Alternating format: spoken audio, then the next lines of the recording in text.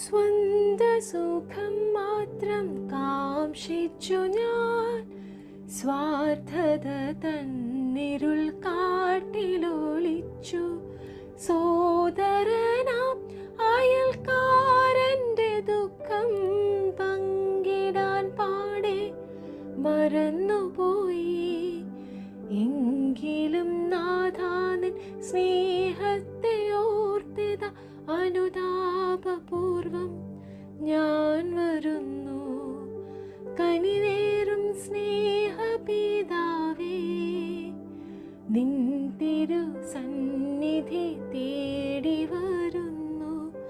അനുതാപമുതിരുന്ന ഹൃദയവുമായി, അകതാരിൽ അപരാധബോധവുമായി,